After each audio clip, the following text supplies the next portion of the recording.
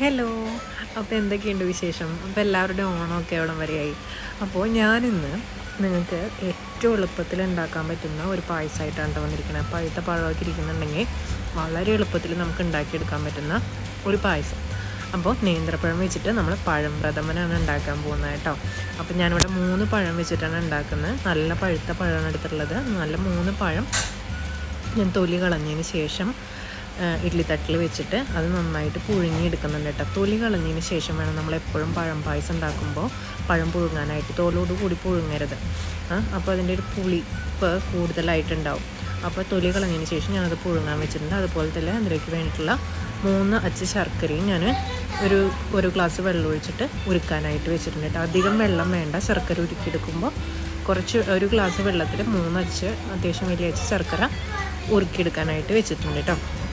അപ്പോൾ അത് ഉരുക്കി വന്നപ്പോഴേക്കും എൻ്റെ പഴവും നന്നായിട്ട് വെന്ത് വന്നിട്ടുണ്ട് കേട്ടോ. ഇനി പായസം ഉണ്ടാക്കുമ്പോൾ നമ്മളെപ്പോഴും ഈ പഴത്തിൻ്റെ ഉള്ളിലുള്ള ഈ നാരില്ലേ, ഈ പഴത്തിൻ്റെ അരി എന്ന് പറയുന്നത്, അത് നമ്മളെപ്പോഴും എടുത്ത് മാറ്റിയിട്ട് വേണം പഴം പായസം ഉണ്ടാക്കാൻ. അല്ലെങ്കിൽ നമ്മളെ പഴം പായസത്തിൻ്റെ ഒരു ഭംഗി കുറച്ച് നഷ്ടപ്പെടും, അത്രേ ഉള്ളൂ. അപ്പം ഞാനത് ജസ്റ്റ് കത്തി കൊണ്ടൊന്ന് മാറ്റിയതിന് ശേഷം കൈ കൊണ്ട് ഇങ്ങനെ പെട്ടെന്ന് എടുക്കാൻ പറ്റും. നമുക്ക് സമയമില്ല എന്നുണ്ടെന്നുണ്ടെങ്കിൽ ഇപ്പോൾ അതെടുത്തില്ലെങ്കിലും കുഴപ്പമില്ല. പക്ഷേ നമ്മുടെ ഒരു പായസത്തിൻ്റെ പെർഫെക്ഷൻ നമുക്ക് എപ്പോഴും വളരെ ഇമ്പോർട്ടൻ്റ് ആണല്ലോ. അപ്പോൾ അങ്ങനെ വേണമെന്നുണ്ടെന്നുണ്ടെങ്കിൽ ആ അരിയും കൂടി ഒന്ന് എടുത്ത് മാറ്റിയതിന് ശേഷം നമുക്ക് അത് മിക്സിയിൽ പഴവും അതുപോലെ തന്നെ നമ്മൾ ഉരുക്കിയെടുത്തിട്ടുള്ള ശർക്കരയുടെ പഴുപ്പും കൂടി നമുക്ക് നന്നായിട്ട് അരച്ചെടുക്കാം. ഞാൻ എക്സ്ട്രാ വെള്ളമോ വേറെ ഒന്നും പാലിലോ അല്ല അരയ്ക്കുന്നത്. ഞാൻ ശർക്കരയും നമ്മുടെ പുഴുങ്ങിയ പഴവും കൂടി നന്നായിട്ട് പേസ്റ്റ് പരുവത്തിൽ അരച്ചെടുക്കുന്നുണ്ട് കേട്ടോ. അപ്പോൾ നല്ല കട്ടിക്ക് തന്നെയാണ് ഞാൻ അരച്ചെടുത്തിട്ടുള്ളത്. ഇതിനകത്തേക്ക് നമ്മുടെ 2ാം പാൽ ഒഴിച്ചിട്ട് നന്നായിട്ട് മിക്സ് ചെയ്ത് കൊടുക്കാം. 2ാം പാലും നമ്മൾ അരച്ചെടുത്ത പഴവും ശർക്കരയും കൂടി അരച്ചെടുത്ത പഴുപ്പും കൂടി ഞാൻ ആഡ് ചെയ്ത് കൊടുത്തിട്ട് നന്നായിട്ട് മിക്സ് ചെയ്യുന്നുണ്ട് കേട്ടോ. ഇതിന് മിക്സായി വന്നതിന് ശേഷമാണ് ഞാൻ ഗ്യാസ് ഓൺ ചെയ്യുന്നത്. ഒരു മീഡിയം ഫ്ലെയിമിൽ ആദ്യം ഗ്യാസ് ഓൺ ചെയ്ത് വയ്ക്കുക. അതിനുശേഷം പായസം ഒന്ന് തിളയ്ക്കാൻ തുടങ്ങുമ്പോൾ കുറച്ചും കൂടി ഹൈ ഫ്ലെയിമിലേക്ക് മാറ്റുന്നതുകൊണ്ട് കുഴപ്പമില്ല കേട്ടോ. അപ്പോൾ 2ാം പാൽ ഒഴിച്ചതിന് ശേഷം നന്നായിട്ടൊന്ന് നല്ല തിക്ക് കൺസിസ്റ്റൻറ്റ്. നമ്മൾ അധികം നേരം വേണ്ട, കാരണം നമ്മൾ എക്സ്ട്രാ വെള്ളമോ അല്ലെങ്കിൽ പാലോ അധികം ആഡ് ചെയ്യുന്നില്ല.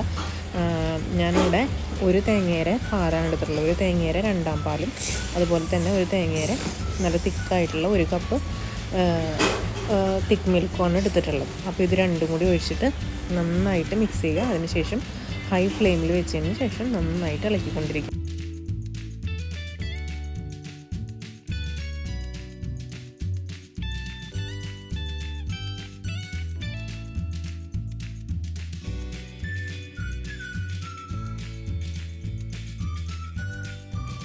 അപ്പോൾ നമ്മളൊരു 10 മിനിറ്റ് നന്നായിട്ട് മീഡിയത്തിനും ഹൈക്കും ഇടയിലുള്ള ഫ്ലെയിമിൽ നന്നായിട്ട് ഇളക്കിക്കൊണ്ടിരിക്കുമ്പോൾ തന്നെ നമ്മുടെ പായസം നല്ല കൺസിസ്റ്റൻസിയിലേക്ക് വരും കേട്ടോ. അപ്പോൾ ഈ സമയത്ത് ഞാൻ ഇതിനകത്തേക്ക് 1 ടേബിൾ സ്പൂൺ നെയ്യ് ആഡ് ചെയ്ത് കൊടുക്കുന്നുണ്ട്. നെയ്യുടെ കുത്ത് അധികം ഇഷ്ടമുള്ളവരാണെന്നുണ്ടെങ്കിൽ 2 ടേബിൾ സ്പൂൺ ആഡ് ചെയ്ത് കൊടുക്കാം, പ്രശ്നമൊന്നുമില്ല.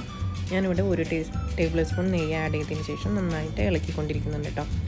അപ്പോൾ അതിന് ശേഷം നമ്മൾ ഇതൊരു തിക്ക് കൺസിസ്റ്റൻസിയിലേക്ക് ആയി കഴിഞ്ഞിട്ടുണ്ടെങ്കിൽ നമുക്ക് പിന്നെ നമ്മുടെ തിക്ക് മിൽക്ക് ആഡ് ചെയ്യാം. ഞാനിവിടെ ഒരു 3/4 കപ്പ് തിക്ക് മിൽക്ക് എടുത്ത് വെച്ചിട്ടുണ്ട്. 1ാം പാൽ എടുത്ത് വെച്ചിട്ടുണ്ട്. അത് ഇതിനകത്തേക്ക് ആഡ് ചെയ്തതിന് ശേഷം പിന്നെ നമുക്ക് ഫ്ലെയിം ഓഫ് ചെയ്യാം. അതായത് നമ്മുടെ പാനിൻ്റെ ചൂടിൽ തന്നെ ബാക്കി പായസം ആയിക്കോളും. ഈ സമയത്ത് ഞാൻ ഇതിനകത്തേക്ക് ചുക്കും ജീരകവും ഏലക്കയും കൂടി പൊടിച്ചത് ആഡ് ചെയ്ത് കൊടുക്കുന്നുണ്ട് കേട്ടോ. ഇതാണ് നമ്മുടെ പായസത്തിൻ്റെ ഒരു മെയിനായിട്ടുള്ളൊരു ഫ്ലേവർ ആഡ് ചെയ്യുന്ന ഒന്നും കൂടിയാണ് ഈ പൊടി എന്ന് പറയുന്നത്. 1 ടേബിൾ സ്പൂൺ ഇത് 3ഉം കൂടി പൊടിച്ചത്, ഒരു ചെറിയ കഷ്ണം ചുക്കും അതുപോലെ തന്നെ ഒരു 3 ഏലക്കായും അതുപോലെ തന്നെ ഒരു ചെറിയ ടീസ്പൂൺ ജീരകവും കൂടി പൊടിച്ചതാണ് ഞാൻ ആഡ് ചെയ്ത് കൊടുത്തത്. അതിനുശേഷം ഞാൻ ഇതിനകത്തേക്ക് നമ്മൾ എടുത്ത് വെച്ചിട്ടുള്ള തൻപാൽ ആഡ് ചെയ്ത് കൊടുത്തിട്ടുണ്ട്. 3/4 കപ്പോളം തൻപാൽ ആഡ് ചെയ്തതിന് ശേഷം നന്നായിട്ടൊന്ന് മിക്സ് ചെയ്ത് കൊടുക്കാം. ഇപ്പോൾ നമ്മുടെ ഉരുളിക്ക് അത്യാവശ്യം ചൂടുണ്ട്, ആ ചൂട് തന്നെ മതി. നന്നായിട്ട് ഇളക്കി യോജിപ്പിച്ചതിന് ശേഷം നമുക്ക് ഇതിനകത്തേക്ക് അണ്ടിപ്പരിപ്പും കിസ്മസും വറുത്തിട്ടുണ്ടെങ്കിൽ നമ്മുടെ പായസം ഫിനിഷായിട്ടോ. അപ്പോൾ ഈ സമയത്ത് തന്നെ നമുക്ക് തേങ്ങാക്കൊത്തിൻ്റെ ഇത് ഇഷ്ടമുണ്ടെന്നുണ്ടെന്നുണ്ടെങ്കിൽ തേങ്ങാക്കൊത്തും കൂടി ചെറുതായിട്ട് നമുക്ക് അരിഞ്ഞതിന് ശേഷം നെയ്യിൽ വറുത്തിടാം. ഞാനിപ്പോൾ തേങ്ങാക്കൊത്ത് വറുത്തിടുന്നില്ല, അണ്ടിപ്പരിപ്പും കിസ്മസും മാത്രമേ നെയ്യിൽ വറുത്തിടുന്നുള്ളൂ കേട്ടോ. അപ്പോൾ വളരെ വേഗത്തിൽ നമുക്ക് ഒരു പായസം ഉണ്ടാക്കിയെടുക്കാൻ പറ്റും. അതും ഗോതമ്പ് പായസവും പാൽപ്പായസവും ഒന്നും ഇഷ്ടമില്ലാത്തവർക്ക് കഴിക്കാൻ പറ്റിയിട്ടുള്ളൊരു അടിപൊളി പായസമാണ്. അപ്പോൾ എല്ലാവരും ഈ പ്രാവശ്യത്തെ ഓണത്തിന് ഉണ്ടാക്കി നോക്കണം.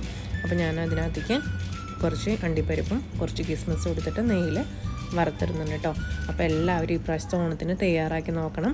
വീഡിയോസ് എല്ലാവർക്കും ഇഷ്ടപ്പെടുന്നുണ്ടെന്ന് വിചാരിക്കുന്നു. അപ്പോൾ ഇഷ്ടപ്പെടുന്നുണ്ടെന്നുണ്ടെങ്കിൽ എല്ലാ വീഡിയോസും കാണാനും അതുപോലെ തന്നെ നമ്മുടെ ചാനൽ സബ്സ്ക്രൈബ് ചെയ്തിട്ടില്ല എന്നുണ്ടെങ്കിൽ സബ്സ്ക്രൈബ് ചെയ്യാനും മറക്കരുത്. തൊട്ടടുത്തുള്ള ബെൽ ബട്ടണിൽ ഓൾ എന്ന ഓപ്ഷൻ തന്നെ പ്രസ് ചെയ്യാൻ നോക്കുക. അപ്പോൾ എല്ലാ നോട്ടിഫിക്കേഷനും നിങ്ങൾക്ക് കിട്ടും. അപ്പോൾ happy Onam. Bye from M4 Foodie.